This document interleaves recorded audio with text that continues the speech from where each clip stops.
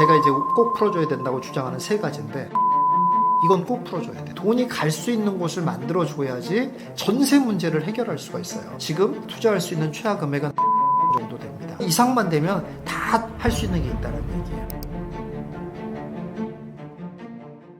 627 부동산 대책 이후 실제 시장에서는 어떤 부작용이나 예상치 못한 흐름이 나타나고 있나요?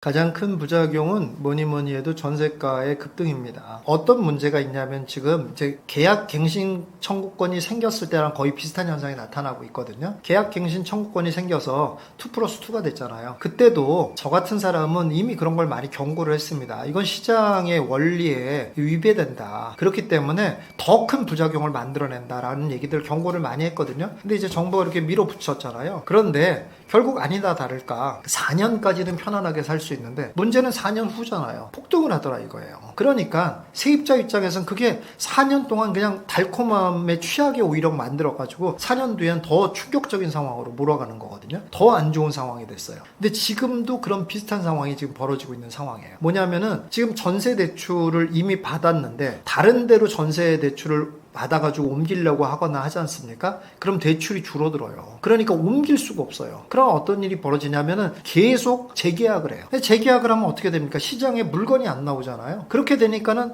어쩌다가 물건이 나올 수 있는 사람들 있잖아요. 그런 사람들은 금액을 어떻게 하겠습니까? 아니, 내가 항상 입장 바꿔놓고 생각해보라고 그랬잖아요. 내가 주인이에요. 근데 내 물건 하나 있어. 여기 전체 1000세대인데 내 물건 하나 있어. 근데 중개업소인데 물어보니까 전세 한 7억에 내놓으면 되겠대. 근데 내 물건 하나 있대. 그러면 내가 주인인데 어떤 마음 들겠어요? 8억까지는 안 될까요? 이런 마음 안 들겠습니까? 이 인간의 마음이에요, 그냥. 그러면은 중개업소가 뭐라고 그러겠어요? 8억까지는 좀 너무하고 한 7억 5천쯤 한번 내놔보시죠. 해서 또 7억 5천에 그래 그럴까요? 그리고 7억 5천에 내놨어. 근데 그 다음날 막 전화 와. 그럼 어떤 마음이 들겠어요? 취소. 8억에 내놓을래요, 나. 이렇게 안 되겠냐고. 이게 인간의 마음이에요. 그럼 어떻게 하란 말이에요, 그건. 인간의 마음이 이런데. 그렇지 않습니까? 그러니까 이런 부작용이 다시 말해서 그냥 매물이 없고 사람은 더 많은 거예요. 그런 상황에. 이렇게 되다 보니까 가격이 굉장히 많이 오르는, 그래서 전세가는 가뜩이나 공급이 없는 상황에서 이런 대책까지 나오는 바람에 전세가가 굉장히 많이 급등하는 이런 부작용을 지금 만들어낼 상황이라서 그게 아주 굉장히 우려되는 그런 상황입니다. 아파트 대출이 어려워지면서 상대적으로 규제가 덜한 다른 상품이나 지역으로 수요가 이동하고 있나요? 전혀 그렇지 않고요. 예, 지금 뭐 오피스텔이나 지식산업센터라든지 빌라라든지 이런 데 쪽에 뭐 움직임은 전혀 없고요. 가끔 뭐 매스컴에서 오피스텔 얘기가 나오고 있긴 합니다만은 실제로 뭐 그렇게 크게 움직이는 그런 상황은 아니고요. 그렇습니다. 그런데 사실 그렇게 움직이도록 해줘야 됩니다. 그러니까 상업용 부동산 쪽으로는 아니라고 하더라도 꼭 빌라와 오피스텔은 풀어줘야 돼요. 제가 이제 꼭 풀어줘야 된다고 주장하는 세 가지인데, 빌라, 오피스텔, 지방부동산, 이건 꼭 풀어줘야 돼요. 이렇게 풀어줘야 돈이 갈 데를 만들어줘야 돼요. 돈이 갈 수 있는 곳을 만들어줘야지 이게 전세 문제를 해결할 수가 있어요. 근데 지금은 그 빌라, 오피스텔에서 어느 정도 커버했던 그 전세 수요까지 아파트에 다 쏠리고 있는 상황이거든요. 근데 그걸 왜 알고 있으면서도 왜 그걸 안 하냐는 거예요. 이거 굉장히 큰 문제입니다. 그래서 이거를 꼭 풀어줘야 돼요. 그래서 주택세에서 제외해주는, 주택수에서 취득세, 양도세 이런 거에서 주택수에서 제외해주는 정책을 꼭 해주기를 제가 또 이 시간을 빌어서 또 정부에 간절히 바랍니다. 그런데 이 얘기를 들어줄지 정부가 혹시 좀 들을까요? 이 방송 좀 볼까요? 얘기 좀 봤으면 좋겠는데, 예, 그렇게 해서 빌라, 오피스텔 꼭 풀어줘야 되고, 그러면 이제 제일 문제가 우리가 그렇게 못하는 게 전세 사기 때문에 그런 거 아니냐 이런 얘기를 해요. 근데 그것도 해결할 방법이 있습니다. 사실 전세 사기라는 게 이게 진짜 본질적인 원인은 어디에 있었는 거냐면 빌라의 가격이 투명하게 공개가 안 됐다는 게 제일 문제인 거예요. 시세가 투명해 보세요. 예를 들어서 빌라가 3억이에요. 시세가 정확하게 이제 정부에서 체크를 해봤더니 이건 딱 3억짜리야. 그런데 3억 2천에 전세 온다. 이게 가능해요? 불가능하잖아요, 그거는. 근데 그런 시세가 안 나오니까 문제가 됐던 거거든요. 그러니까 신규 빌라나 이런 것들도 전부 다 정부랑 같이 적정한 시세를 보면 되는 거예요. 적정한 시세를 정해주고 보증보험도 같이 3자가 이건 저의 의견입니다만은 3자가 주인, 세입자, 정부 셋이서 보험료도 일정 부분 분담하는 거예요. 이런 식으로 하면 전세 사기 문제도 싹 없어지거든요. 그러니까 이렇게 해결할 수 있는 방법이 있습니다. 그런데 전세 사기 때문에 지금 그런 수요까지도 전부 다 아파트로 몰고 간다는 거는 굉장히 큰 문제입니다. 그래서 오히려 수요가 빌라나 오피스텔 쪽으로 좀 분산이 될 수 있도록 그게 가장 빠른 시간 내에 공급을 늘리는 방법이에요. 그렇지 않고 무슨 뭐 유유부지 활용한다 뭐 한다 아무리 그런다고 해도 지금부터 지어봐야 몇 년 걸리겠냐고요. 초스피드로 지어봐야 4년이에요. 어떻게 할 거냐고요. 근데 당장 있는 거 활용하고 당장도 활용할 수가 있잖아요. 빌라, 오피스텔, 지방부동산 활용하는 것밖에 없다. 제발 그런 것 쪽을 할 수 있는 거를 해달라고 말씀드리고 싶고, 만약에 정부가 저희 얘기를 좀 들어준다면 조금 상황은 달라질 수 있습니다. 이번 대출 규제는 맛보기일 뿐이다라는 말이 있는데 향후 추가 규제가 나온다면 어떤 방식이 예상되며 시장에는 어떤 파급력이 있을까요? 네, 일단 뭐 대출을 규제를 했으니까 앞으로도 뭐 대출을 좀 규제하는 쪽이 계속 나오지 않겠냐. 왜냐하면은 지금 6억 대출 규제에도 지금 벌써 이제 바로 전고점 경신했다라는 얘기가 또 나왔거든요. 그렇게 나오니까 어떻겠습니까? 그럼 일단은 당분간은 놔두겠지만 또 당연히 더 규제를 할 수밖에 없겠죠. 그렇게 되면 대출 규제를 좀 더 강하게 할 가능성, 6억에서 뭐 그걸 또 줄여서 3억까지밖에 안 해준다라든지 이런 것도 있을 수 있고, 뭐 15억 옛날에 그 얘기처럼 옛날에 15억 이상 절대 대출을 안 해주는 것처럼 그걸 뭐 좀 더 낮춰서 뭐 10억 이상은 절대 안 해준다든지 뭐 이런 규제도 나올 수 있다라고 보여집니다. 그렇기 때문에 최소한 그런 앞으로 어쨌든 조금 더 집을 매수하기에는 조금 더 어렵고 내가 더 좋은 집을 사기엔 좀 더 어려운 환경이 벌어질 수가 있으니 자꾸 옛날 생각만 하지 말고 지금 상황에서 제일 좋은 거 할 수 있는 것들을 해라 라는 말씀을 드리고 싶고, 시장은 결국 그렇게 수요를 억제하면 뭐 이미 역사에서 다 나온 얘기입니다. 수요를 억제하면 할수록 그렇지만 가격이 떨어질 거라고 생각하는 건 큰 오산입니다. 그럴수록 가격은 더 올라갑니다. 네, 그렇게 보시면 되겠습니다. 빌라 전세 사기 사건 이후 빌라 시장은 어떻게 변화하고 있으며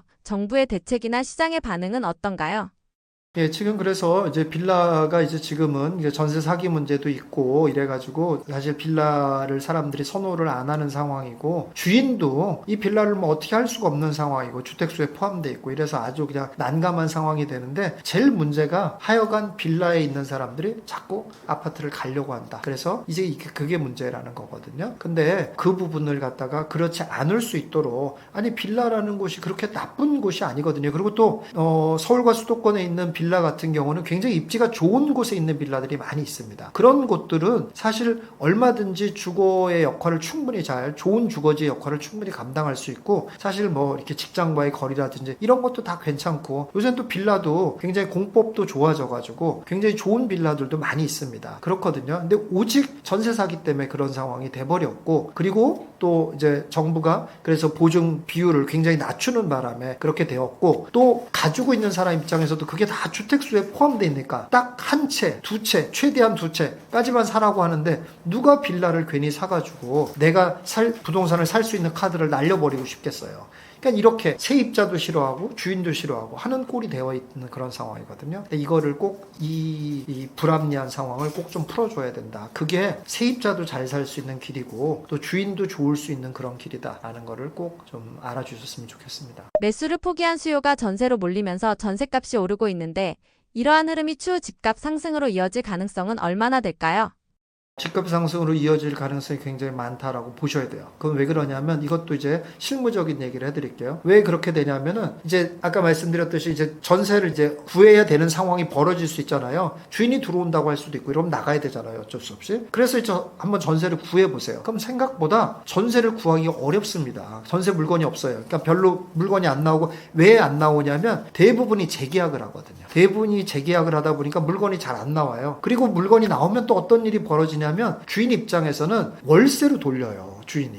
근데 이제 월세로 돌리려면 주인이 돈이 좀 있어야지 월세로 돌리는 거잖아요. 그 전세금만큼 내줘야 되니까. 근데 모조리 내주는 게 아니라 일부를 내줘서 소위 말하는 반전세 같은 걸 한단 말이에요. 근데 이게 옛날에는 이렇게 하는 것이 이걸 하고 싶지 않아서 안 한 게 아니라 해도 수요가 있을까 걱정이 돼서 안 한 거예요. 그러니까 돈이 없어서 안 한 게 아니라 이게 하면은 과연 수요가 있을까 이런 걱정 때문에 안 했던 거거든요. 근데 지금은 반전세 같은 거 내놓잖아요. 너무 잘 나갑니다. 왜냐? 수요가 너무 많기 때문에. 그러면 주인 입장에서 어떻겠어요? 이게 또 조금 자산가 입장에서 좀 생각을 한번 해보면은, 예를 들어 자산가들 같은 경우는 2, 3억 정도의 여유 자금이 있지 않습니까? 어디다 놓기도 운영하기도 애매해요. 왜 그러냐면 크게 제일 큰 운영하는 게 부동산하고 주식밖에 없잖아요. 근데 역시 주식은 뭐를 하든지 간에 다 불안하단 말이에요. 그렇잖아요. 그럼 부동산에 근데 2, 3억 가지고 부동산을 뭘 하냔 말이에요. 할 게 없잖아요. 그리고 막 살 수 있는 것도 없고. 그러면은 할 게 아무것도 없는 상황이에요. 금융상품에 넣어놓자니 너무 이자가 낮고 금리 자꾸 내려가잖아요. 그런데 이때 반전세로 이걸 돌릴 수 있다고 한번 생각해 보세요. 이거 어마어마한 찬스예요. 보통 전세를 몇 프로로 바꾸냐면 전세를 이제 월세로 바꿀 때 몇 프로로 바꾸냐면 예전에는 4.5%로 바꿨습니다. 근데 지금은 어떻게 하냐? 5%로 바꿔요. 어떤 데는 5.5%도 바꾸고 그러거든요. 그럼 그 얘기는 무슨 말이냐면 내가 1억을 넣어놓으면 앞으로 이득을 얻는다는 얘기예요. 얼마나 좋습니까? 이렇게 안정적으로 월세 수익을 낼 수 있는 것이 없어요. 다른 상품이. 금융상품이 없단 말이에요. 그러니 얼마나 좋습니까? 그래서 게다가 이건 황금성이 좋잖아요. 만약에 이렇게 하다가 나중에 뭐 돈이 필요해.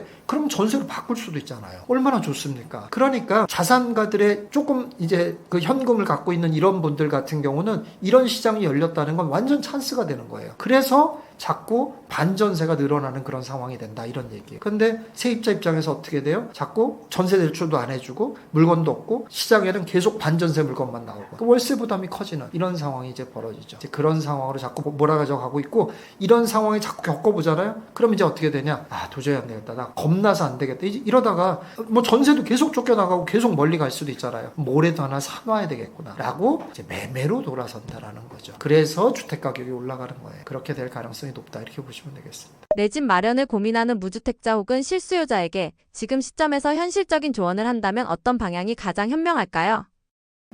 제일 먼저 하고 싶은 말은 포기하지 말아라 하는 말을 하고 싶고요.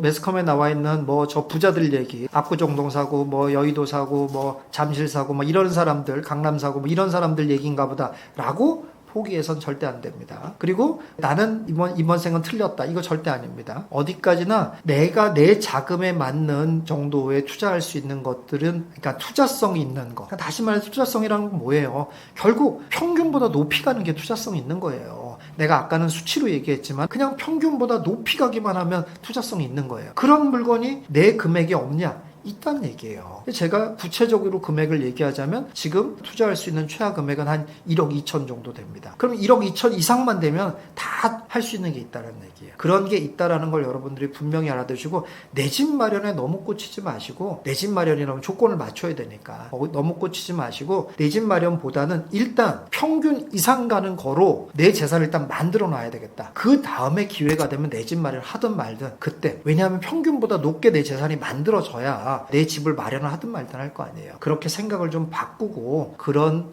평균보다 높게 가는 자산에 내 돈을 바꿔놔야 되겠다. 이런 생각을 좀 꼭 하시는 여러분들 되시기 바라겠다는 말씀을 드리고 싶습니다.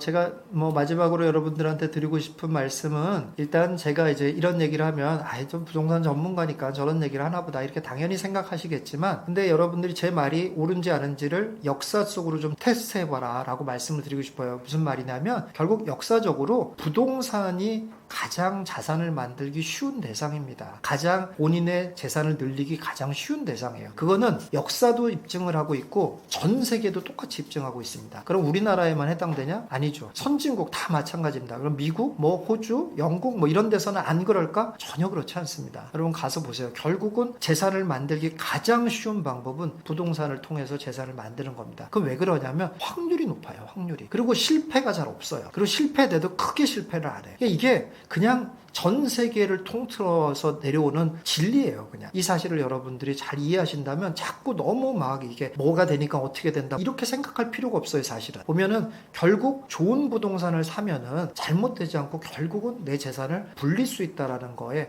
이견이 있을 수가 없다라는 겁니다. 그러니까 여러분들이 적은 금액도 얼마든지 불릴 수가 있어요. 그러니까 그런 금액도 절대 포기하지 마시고 공부를 하고 찾으시면 얼마든지 그런 게 있고 기대치를 너무 높게만 안 가지면 되거든요. 내가 무슨 부동산에서 막 10배 벌겠어 이렇게 하는 게 아니잖아요. 조금씩 늘려가고 평균보다 더 높게 늘려가고 제 책에서 얘기한 거는 4년에 100%거든요. 4년에 2배 늘리는 거. 그럼 비과세 전략 활용하면 4년에 2배 늘릴 수 있습니다. 충분히. 근데 이게 앞서 얘기한 것처럼 아주 특별한 사람들만 할 수 있는 일이냐? 전혀 그렇지 않습니다. 일반인들도 할 수 있는 거고 부동산은 그렇게 할 수 있는 게 많아요. 그리고 찾는 게 어렵지 않아요. 그러니까 여러분들이 얼마든지 도전해 볼 수 있을 만한 일입니다. 여러분들이 그 사실을 잘 믿으시고 제 책에 책에 보면 또 그런 부분에 대한 내용들을 자세하게 또 설명을 해놨고, 또 후반부에 가서는 그것만이 아니라 부동산을 통해서 수익을 많이 만들어서, 그러니까 뭐 수익이라고 하면 자꾸 상업용 부동산을 생각하기가 쉬운데 그렇지 않고 제가 독특하게 아주 쉽게 수익을 만드는 방법을 제가 얘기해 드렸거든요. 근데 그걸 통해서 하면은 굉장히 여유로운 삶, 그러니까 우리가 계속 더 좋은 집, 더 좋은 집에 사는 그런 삶이 아니라 뭐 돈을 충분히 잘 쓰면서 살 수 있는 그런 삶까지 부동산을 통해서 만들 수가 있거든요. 그러니까 여러분들이 한번 그게 가능하다라는 것은 제가 똑똑해서 가능한 방법을 만들어낸 게 아니라 부동산이 원래 그런 모습을 갖고 있어서 그런 거예요. 그 사실을 여러분들이 잘 이해하시고 한번 적극적으로 공부하시고 실천해 보시는 여러분들 되시기 바라겠습니다.